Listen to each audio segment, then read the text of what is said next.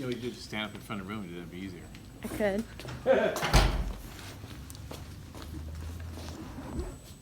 Okay.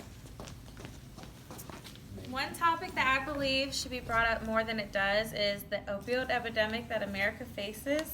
It is not one that's new, but it is steadily rising.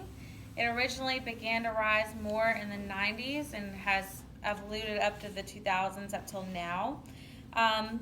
The main opioids that are around are illegal and as well as prescription.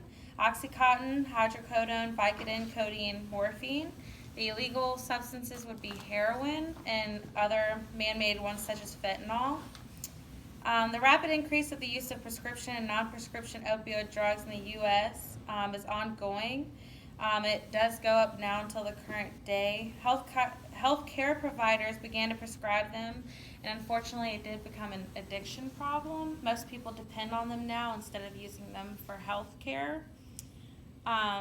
It does lead to widespread misuse.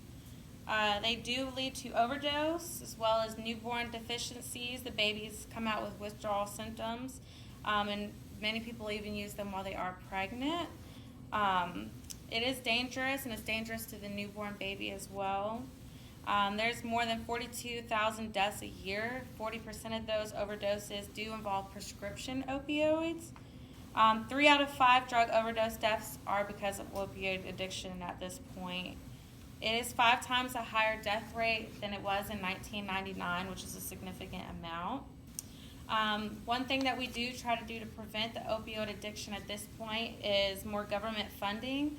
This leads to more training, treatment, and recovery services such as rehabs.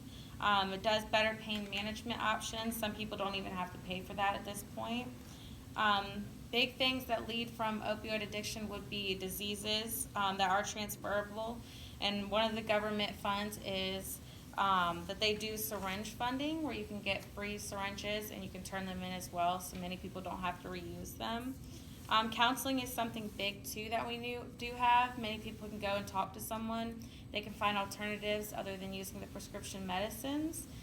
Even though it's not for pain management anymore, people, like I said, do depend on them. So they can find other outlets such as counseling, talking. A lot of people volunteer, they exercise, they go to the gym.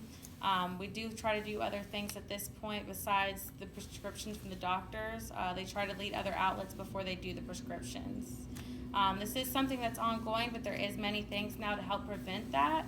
The doctors at this point do try to lead away from that, and we are seeing a rise, but with these government fundings and other things, we're hoping that this will lead for a decrease in the opioid epidemic.